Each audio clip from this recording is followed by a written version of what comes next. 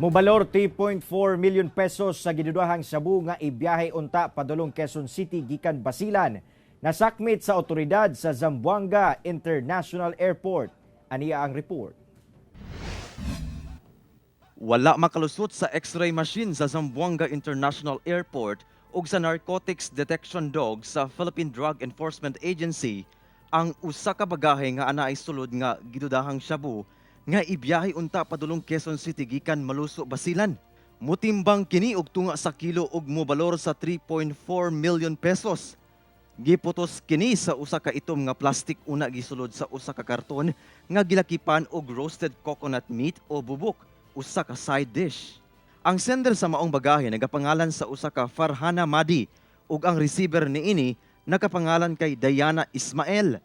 Fortunately, dahil snappy ito naman ko X-ray operator natin na magaling mag-detect.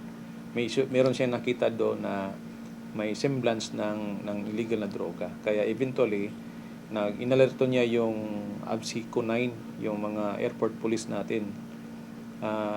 Na eventually naman itong taga-ABSICO inalarma tayo bilang ang unit natin na airport interdiction unit. Matod sa PIDEA, ikaduwa na kini nga higayon nga anaay droga nga planong ipalusot sa airport sa Zamboanga City. Ilasab kuno gi-koordinar ang courier sa maong bagahe. Aminado kuno kini nga nagkulang sa X-ray machine ang ilang kompanya.